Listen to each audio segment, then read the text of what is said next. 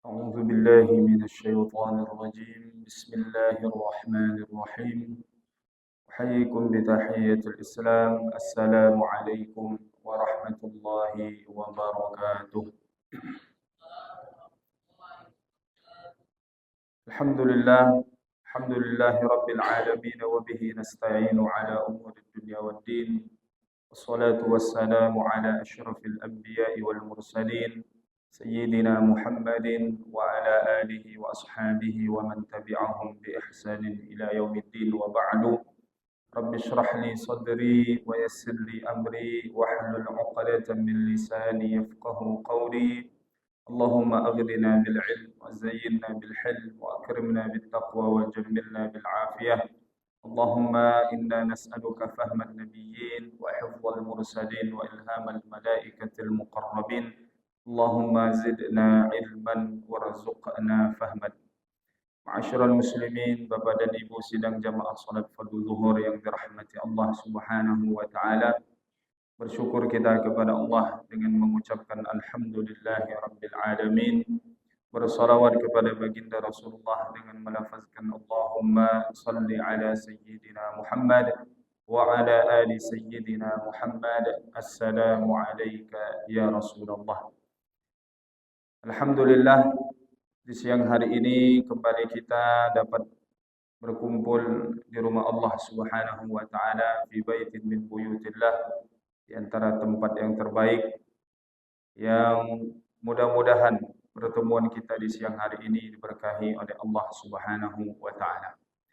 Sebagaimana biasa di setiap hari Rabu di pekan ganjilnya kita mengkaji satu kitab yang sudah tidak asing lagi, karya seorang ulama yang luar biasa, waliyun min awliyaillah, di antara wali-wali Allah Subhanahu wa taala, yakni Al-Imam Ibnu Athaillah As-Sakandari rahimahullahu taala, dalam kitab beliau Al-Hikam, kumpulan petikan hikmah kata-kata mutiara, yang mana di pertemuan sebelumnya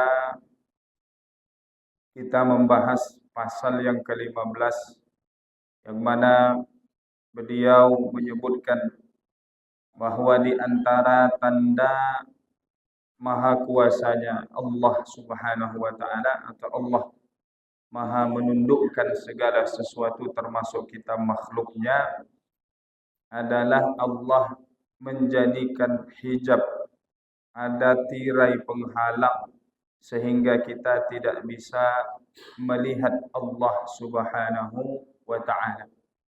Yang mana tirai itu dikatakan ghairu mawjudin ma'ahu, yakni pada hakikatnya antara ada dan tiada. Maknanya dikatakan tirai penghalang itu tidak ada, tetapi kita tidak bisa melihat Allah. Dikatakan ada, tetapi dengan apa yang ada di alam semesta ini menunjukkan atau mengajarkan kepada kita adanya pencipta Allah Subhanahu wa taala. Maka ini satu di antara maha kuasanya Allah Subhanahu wa taala. Maka kemudian beliau mengatakan, kaifa yutasawwaru an yahjubahu syai'un wa huwa alladhi azhara kulla syai'in. Bagaimana dapat kita bayangkan atau dapat terbesit dalam benak pikiran kita bahwa Allah dihijab sesuatu, sementara segala sesuatu itu ataupun Allah lah yang menjadikan segala sesuatu ini tampak. Maknanya Bapak Ibu yang dirahmati Allah Subhanahu wa taala, adanya seluruh ciptaan Allah ini menunjukkan ada yang menjadikannya, ada yang menampakkannya. Maka alam semesta ini jika diibaratkan satu buku atau satu bangunan, maka pastilah lebih mudah akal kita untuk menerima bahwa buku itu ada penulisnya, bangunan itu ada pembuatnya, atau ada yang membuatnya. Nah, begitu jugalah dengan alam semesta ini. Apa yang tampak ini, yang menampakkannya, yang membuatnya menjadi ada adalah Allah Subhanahu wa taala.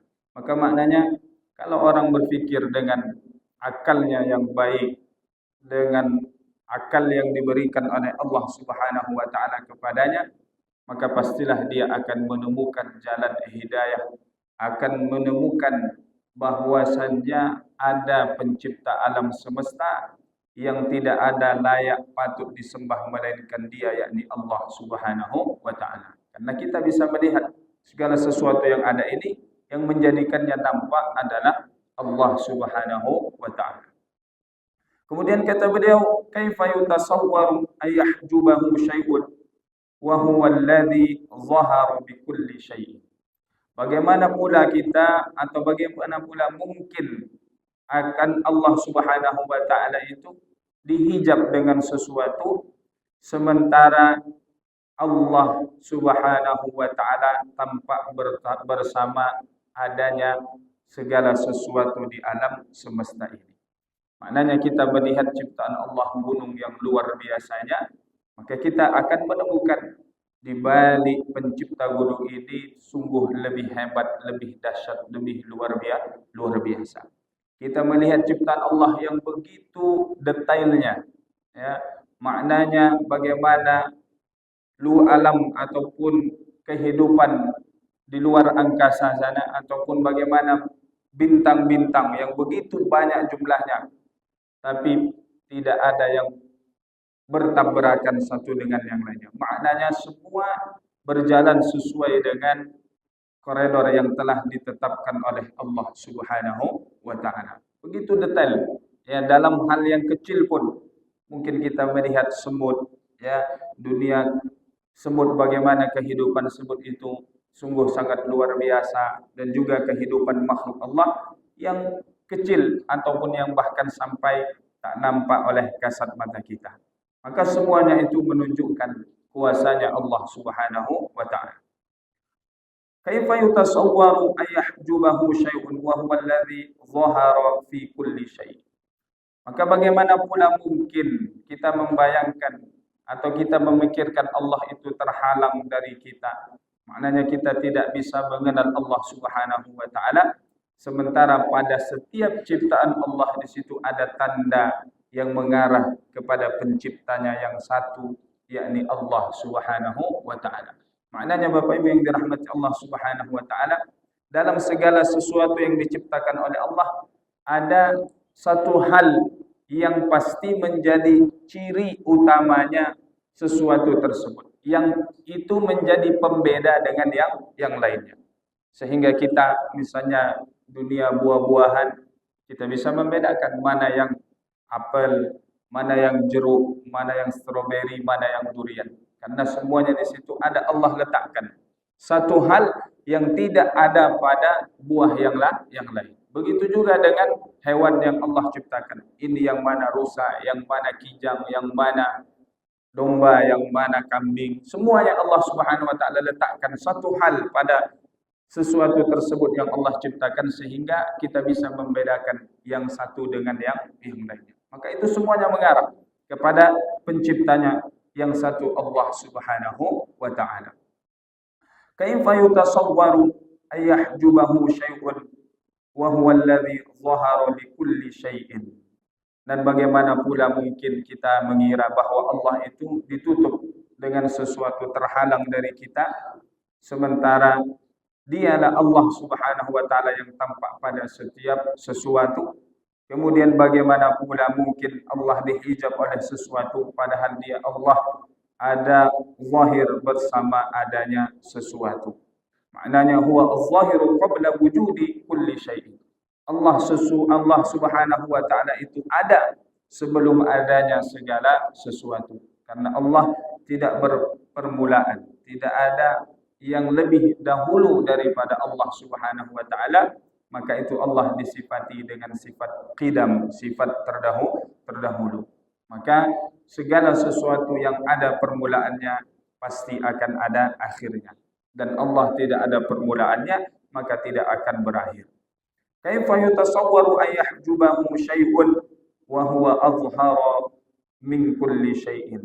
Bagaimana pula Allah terhalang dari sesuatu, sementara Allah yang jelas lebih tampak keberadaannya daripada apa yang ada di seluruh alam jagat raya, alam semesta ini. Kaifa yutasawwaru ayahjubahu syai'un wa huwal wahidul ladzi laisa ma'ahu syai'.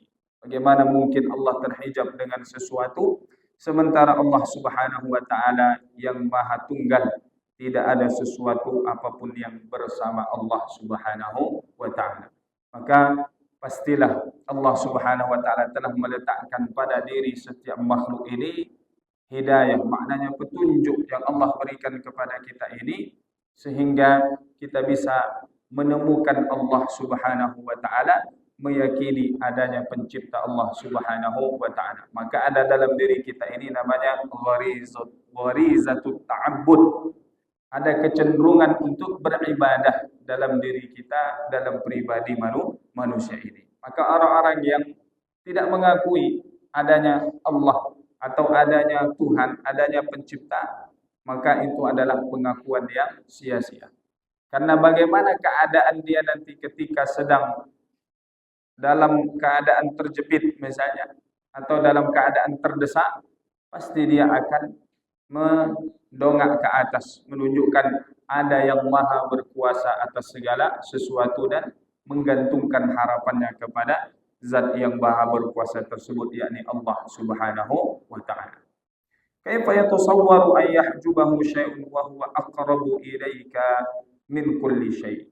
Bagaimana mungkin kita akan berpikir bahwa Allah terhalang dengan sesuatu sementara Allah paling dekat dengan kita dari segala sesuatu. Dalam Al-Quran dinyatakan Allah lebih dekat kepada kita ini min hablil warid, daripada urat nadi kita sendiri. Dan dalam ayat lain, wa idza sa'alaka ibadi anni fa inni qarib. Wahai Muhammad, jika hamba-hambaku bertanya kepadamu tentangku, maka katakan inni qarib, aku dekat. Tentu dekat di sini bukan tentang soal jarak. Ya, karena Allah Subhanahu wa taala tidaklah menempuh suatu jarak ataupun kemudian suatu batas waktu. Maka dekat di sini bukan seperti jarak antara kita dengan yang lain, tapi lebih kepada bagaimana Allah Subhanahu wa taala itu meliputi atas segala sesuatu. Maka begitu juga para ulama kita menerjemahkan, menafsirkan bagaimana ayat Allah Subhanahu wa taala Ar-Rahmanu 'alal 'arsy istawa, Allah bersemayam di atas arsy, maka tidak dimaknai Allah bertempat di atas arsy. Kalau demikian berarti Allah butuh kepada arsy, sementara arsy itu sendiri adalah ciptaannya Allah Subhanahu wa taala. Mustahil bagi Allah butuh kepada sesuatu yang baru karena dia memiliki sifat al-qidam yang terdahulu. Kaifa yutasawwaru an yahjubahu syai'un walaulahu ma kana wujudu kulli syai'in. Bagaimana mungkin kita berpikir Allah itu terhalang dengan sesuatu sementara kalau bukan karena Allah Subhanahu wa taala tidak ada yang ada di permukaan bumi ini. Ya ajaban, sungguh suatu yang menakjubkan, sesuatu yang ajaib, ya. Kaifa yazharul wujudu fil adam. Bagaimana kemudian ada yang tidak ada ini bisa tampak kecuali kemudian yang menjadikannya adalah yang maha ada, yakni Allah Subhanahu wa ta'ala. Am kaifa yasbutu al-hadithu ma'a man lahu wasful qidam. Bagaimana yang baru ini bisa ada ketika ada yang disifati dengan sifat terdahulu, yakni Allah Subhanahu wa ta'ala. Maknanya Bapak Ibu yang dirahmati Allah Subhanahu wa ta'ala, apa yang ingin disampaikan oleh Al-Imam Ibnu Athaillah As-Sakandari rahimahullahu ta'ala, bahwa ketika kita ingin benar-benar mendekatkan diri kepada Allah Subhanahu wa ta'ala, maka akan kita dapati bahwa la hijaba bainana wa bainallah, tidak ada hijab penghalang kita dengan Allah Subhanahu wa ta'ala. Dalam hadis kursi Allah Subhanahu wa ta'ala menyatakan, siapa yang mendekatkan dirinya kepada Allah Subhanahu wa ta'ala dengan sejengkal, Allah akan mendekat padanya sehasta. Yang mendekat kepada Allah sehasta, maka Allah akan mendekat kepadanya lebih dekat daripada itu. Yang kemudian selanjutnya, waman atani, siapa yang datang kepadaku, kata Allah, dengan berjalan, maka aku akan mendatanginya dengan berlari. Maknanya kalau kita benar-benar ingin mendekatkan diri kepada Allah, maka pasti jalan itu akan kita dapatkan. Tidak ada jarak kita dengan Allah Subhanahu wa taala. Bahkan Nabi mengatakan, aqrabu ma yakunu al-'abdu 'inda rabbih wa huwa sajid. Waktu terdekat seorang hamba dengan penciptanya adalah ketika dia sedang sujud kepada Allah Subhanahu wa taala. Maka dianjurkan kita aktsirud du'a fi sujud, perbanyaklah berdoa ketika dalam keadaan sujud kepada Allah Subhanahu wa taala. Nah, inilah Bapak Ibu yang dirahmati Allah Subhanahu wa taala, ungkapan petikan nasihat yang disampaikan oleh Al-Imam Ibnu Athaillah As-Sakandari, yang ini berhubungan ataupun satu rangkaian nasihat dari pasal ke-15 sampai ke pasal 24. Mudah-mudahan menjadikan kita semakin yakin akan apa yang kita yakini selama ini kepada pencipta kita, yakni Allah Subhanahu wa taala, sehingga semakin menguatkan kita untuk beribadah, patuh dan tunduk hanya kepadanya yang esa, yakni Allah Subhanahu wa taala jalla jalaluhu. Wallahu a'lam bissawab. Yang benar datang dari Allah, yang salah dari kami sendiri. Ihdinas siratal mustaqim. Allahumma ja'alna minal ladzina yastami'una al-qawla fayattabi'una ahsana. Allahumma inna nas'aluka al-huda wat-tuqa war-ridha wal-'afafa wal-ghina. Allahumma inna nas'aluka qalban khashi'a wa lisanan dzakira wa badanan 'ala al-bala'i sabira. Allahumma a'inna 'ala dzikrika wa syukrika wa husni ibadatik. Rabbana atina fid dunya hasanah wa fil akhirati hasanatan wa qina 'adzabannar. Wa sallallahu ala sayyidina Muhammad wa ala alihi wa sahbihi ajma'in. Walhamdulillahi rabbil alamin. Mohon maaf atas segala kekurangan dan kekhilafan. Wassalamualaikum warahmatullahi wabarakatuh.